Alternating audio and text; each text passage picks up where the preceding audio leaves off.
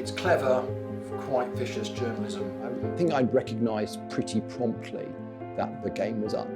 Then all the homophobic abuse started, people shouting queers and castrate him and all this.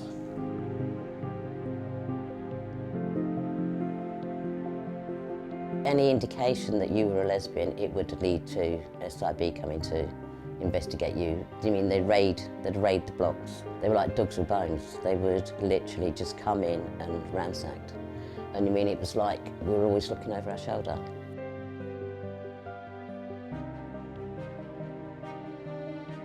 With effect from today, homosexuality will no longer be a bar to service in Britain's armed forces. It was a landmark decision as far as our armed forces were concerned. My captain was not a fan of the lifting of the ban. He was disappointed that he would have to serve with what he described as those people. In immediate response, I came out.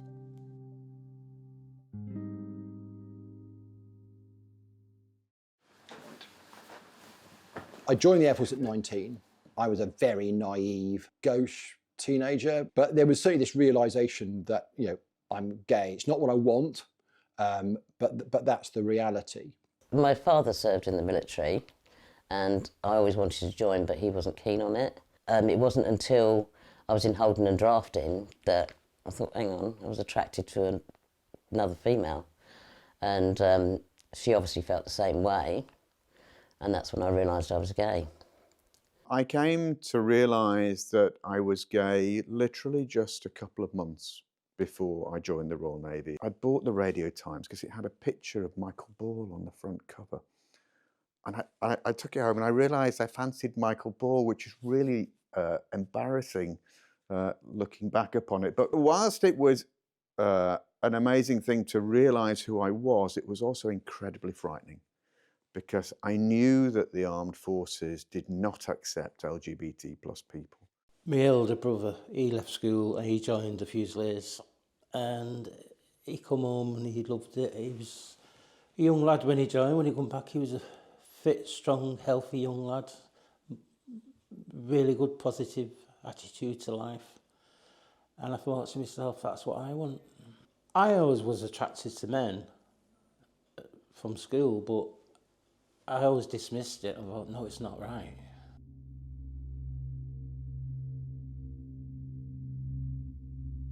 I'd seen him previously around the camp and I always been attracted to him, but I've always put it in the back of my mind.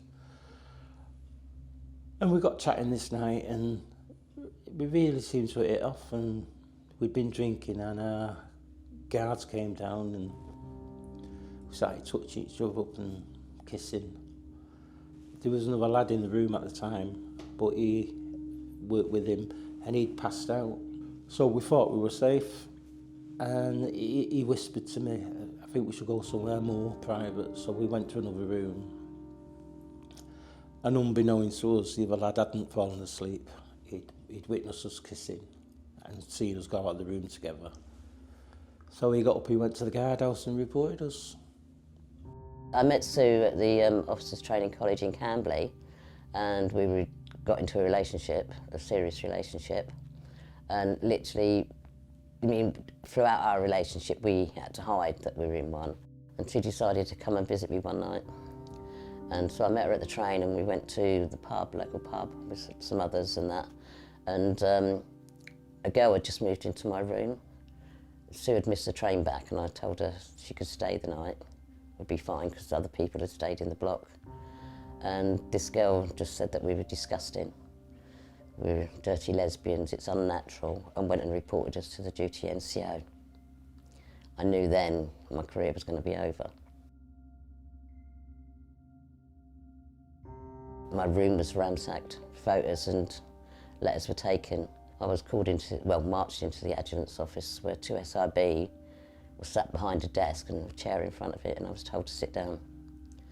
And they grilled me for hours, insinuating I was in a sexual relationship with Sue and asking intimate questions, what we got up to in bed, how did we do it. After, I can't remember how many hours, I just broke down and cried. They kept saying Sue had told them everything. I cried and I admitted that I was gay. I was on the firing range and my name came over the loudspeaker. I was ordered to report to the shooting lodge and there was 2 military police waiting for me. I was absolutely terrified. I thought, if I admit to this, my life's ruined. So I denied it. And then they took me to medical examination centre where I had an embarrassing, intrusive medical examination. And I don't know if it's done deliberately to intimidate me, to make me break, but they left the doors of the examination room open.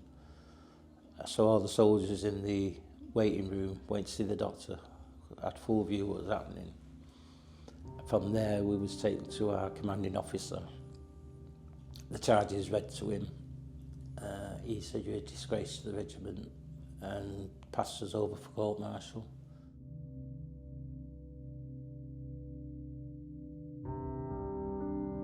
We was taken to see the camp commandant. He explained then that because of the nature of our crime, we had to wear red ribbons on our shoulder straps so we could be watched by the guards at all times. Then I was discharged as services no longer required. But I had to phone my parents and explain to them that I was gay. Me and Sue both moved in with my parents and our relationship broke down because we couldn't maintain the secret life that we've been doing. Even though my family was aware of it and Sue's were, it was very difficult in the 80s to be gay. It was high because AIDS, everything. And Sue, unfortunately, started drinking heavily and literally passed away from consequence of it. I met somebody who I quite fancied and who I saw over a period of time and whom I told the truth. And for all sorts of reasons, that relationship didn't work out and I moved on from that. But that person then sold my story, or a rather exaggerated version of my story, to a Sunday tabloid. And then I arrived at the unit headquarters and he put it to me, I don't know, it was MOD or the RAF press office had been contacted by the tabloid that day and that they were going to publish a story saying that I was a gay, I can't remember how much came out at which stage, but I was a gay, HIV positive military surgeon who'd operated on the Queen of Buckingham Palace. And I think I replied that 1 out of 4 is not bad, which was cheeky to put it mildly. But it was the only thing that's true about that story is that I'm gay. You would think perhaps that with as clear-cut a case of me being gay as there was, like it's been published in a national tabloid and I've admitted it, that would lead to my rapid separation from the military. But actually it took 7 months. The whole process was painful and drawn out. I actually finally left the Air Force on the 20th of July 1997. And my short service commission ended on the 31st of July. I left 10 days early.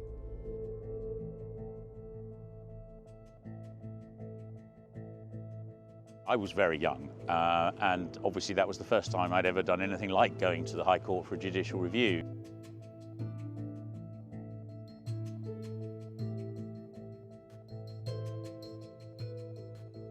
I was just reading our case and listening to the evidence as it was presented in the court, and it seemed to me very obvious that we must have won because the case seemed so strong.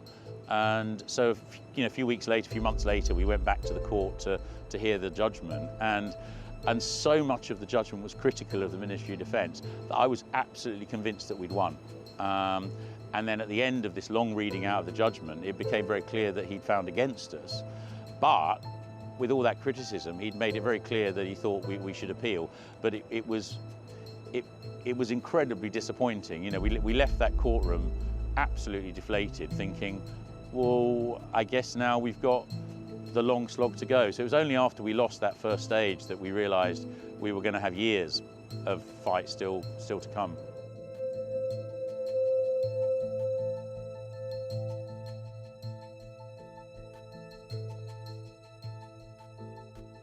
I wanted to protect Adam from what the services would do to us if they found us, if they found out. I also found it offensive from a point of view of what we expect from military people. We expect honesty, we expect integrity, we expect unfailing loyalty to the service, and I wasn't able to offer them in the way that I wanted to.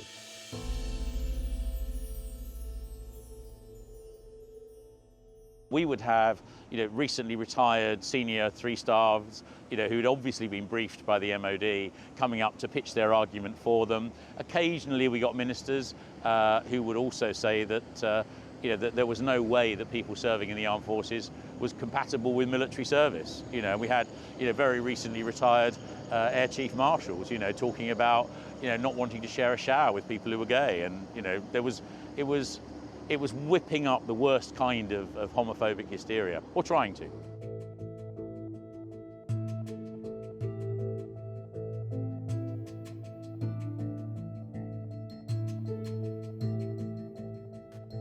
And I remember sitting in the officers' mess of the carrier, and it was stand easy in the morning, 10:15, and I was sat with a group of my peers, a group of lieutenants, and it kind of went round the table and everybody was reinforcing why the ban had to remain in place. And of course they were reinforcing it because the First Sea Lord said it was important that it happened.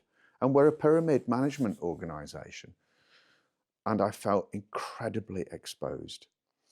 And I remember with great clarity, somebody directly asked me in that conversation, and I said, I also hope we never have to serve with those people. And quite soon after that, I left the table, I went up to my cabin and I wept. It was simply appalling, and I vowed to myself on that day that however difficult the circumstances, I would never ever lie again.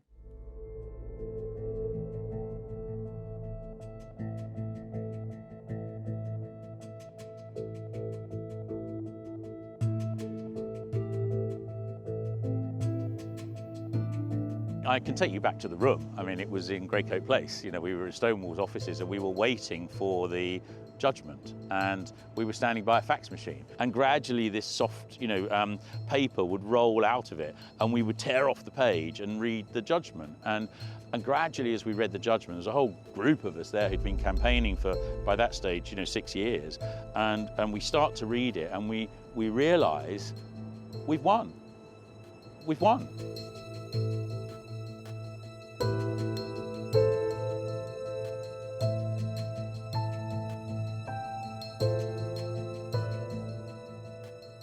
But then, of course, the reality struck, which was, well, is the government going to implement this? What happens next? And that was the big question for us. None of the parties wanted to be the party that repealed the ban, and there was lots of thrashing around to avoid it. And it's because the heads of the armed forces were so resolute that they wanted the ban to remain in place. And, Tony Blair could have repealed the ban, but chose not to. He chose to be forced into that situation. And I often today hear the Labour government say, we are the party that repealed the ban. Well, bless them, they're only the party that repealed the ban because they were forced to do so by the European Court.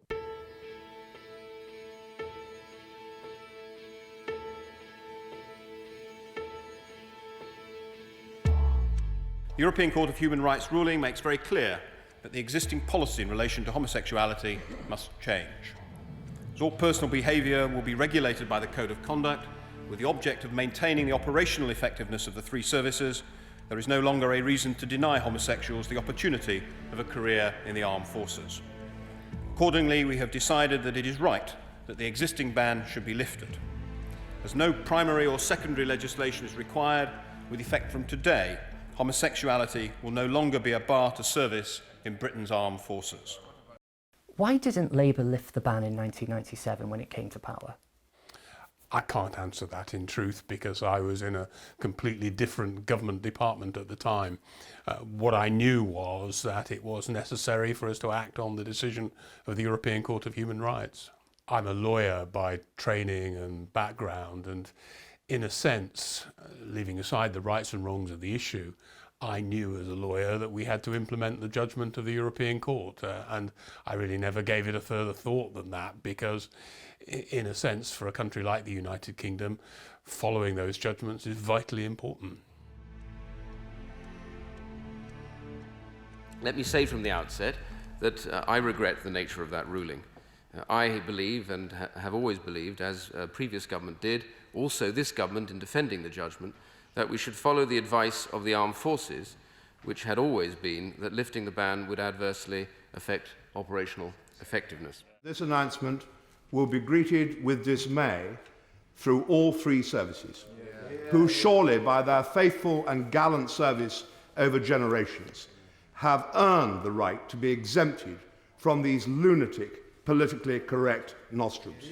I think for most of them, they were views that were probably truthfully held. I think they were wrong. I think they were abhorrent. But, you know, until you've served with a great lesbian, gay man or, transgender person and realised that you judge them just like you judge anybody else, it's maybe easy to fall for the stereotypes. So I think perhaps Ian Duncan Smith, I hope today, would reflect upon his comments and recognise the fact that our armed forces are a far, far better thing for being inclusive of everybody. Is there any feeling by you, or do you think by your contemporaries from then, that it's regretful that Labour didn't lift the ban because they wanted to, they lifted the ban because they were forced to? I think that's a fair observation, and I accept the implied criticism that flows from that. But at the same time, I'm confident that even without the decision of the European Court of Justice, we would have got there. Because, again, Labour took a number of decisions in government during that period that were difficult as far as some aspects of society were concerned, but were necessarily right to move the country forward.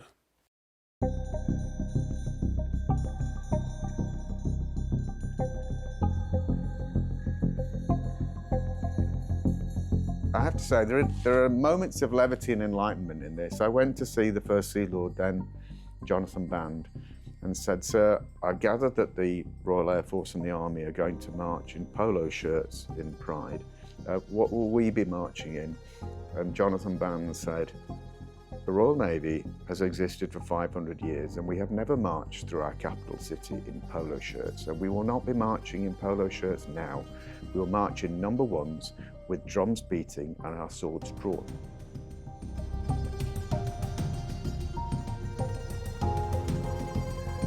I remember watching servicemen marching in the Pride Parade in London in uniform for the first time, and being incredibly emotional about it.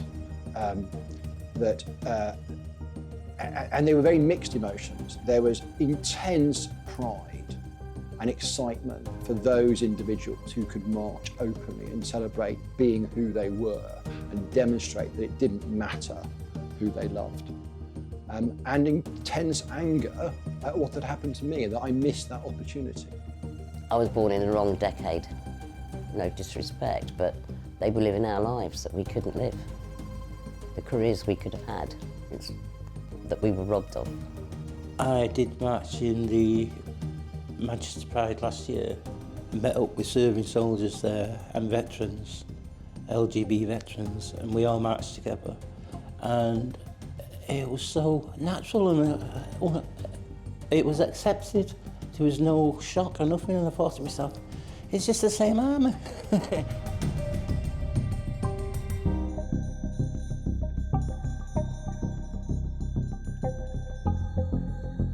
Well, Fighting with Pride began as a book. I had been a businessman for a while. I'd sold my business, that journey had come to an end, and I wanted to write down my own story to make sure that my part of that story was remembered, because there's a real issue in this community of erasure. So nobody has wanted to remember what happened to our LGBT plus veterans, and that's because it has been an unremedied ill against them. I heard on the radio 3 years ago, I was getting ready to go to work, and it said Fighting with Pride. I got in contact with them, and I met up with Craig Jones and Caroline Page, and literally through there I've met other veterans who've gone through the exactly same as me.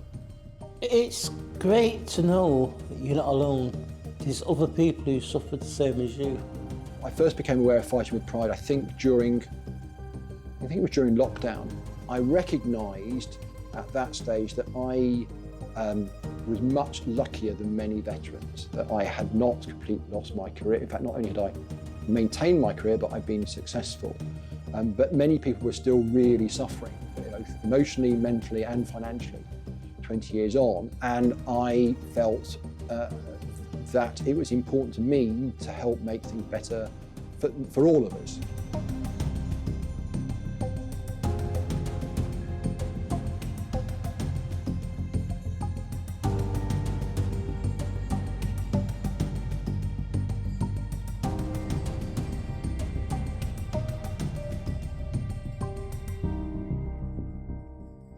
The ban on LGBT people serving in our military until the year 2000 was an appalling failure of the British state, decades behind the law of this land.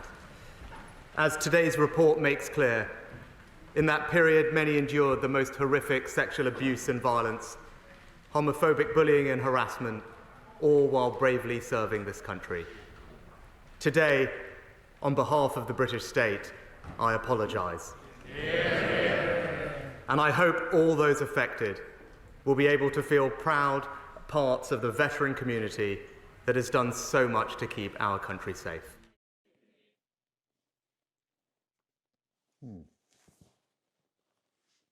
I was sat up in the chambers watching it, or listening to it, myself and Kelly Holmes. We were actually gripping each other's hands so tightly, it was unbelievable. Well, it was difficult to watch then, and it's difficult to watch now. The end of a very long personal journey for me, and the end of a massive journey for those most affected by the ban. When I was stood up in the court-martial, just before my sentencing, I honestly thought heart to heart that this day would come. Because even then I knew it was wrong.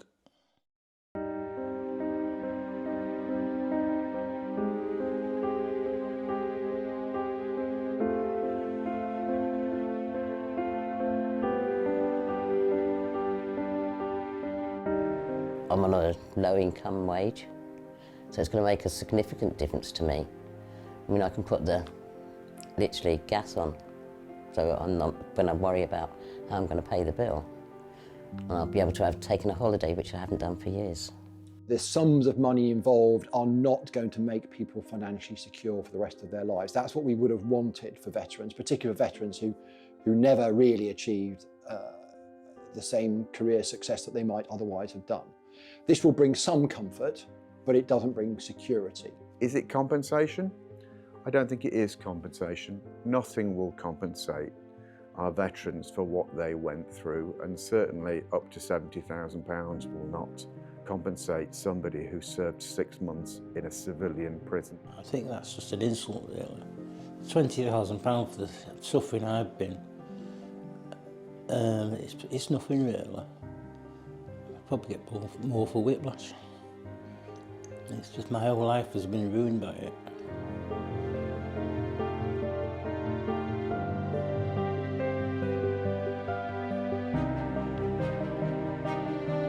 I received this letter from General Patrick. It's an apology from the Army. And that's General Patrick Sanders, the head of the Army? Yes, that's his signature's there. Dear Carol, as head of the British Army, I am writing to you to convey my heartfelt and sincere apology for the unacceptable way in which you were treated during the Army service. I would like to take this opportunity to offer my personal thanks for your contribution you made as a soldier in the Women's Royal Army Corps in the service of your nation. Stephen, you've just heard of our glorious history as a regiment, but there is an element of our history that is less glorious. this is in small part a way of trying to restore the injustice that you were served many years ago. And for that injustice, I'm truly sorry. And on behalf of all the serving Fusiliers today, I'm incredibly grateful to have the opportunity to present your Baron Hackle to you and welcome you back to our regimental family, which I'm delighted to be able to offer today.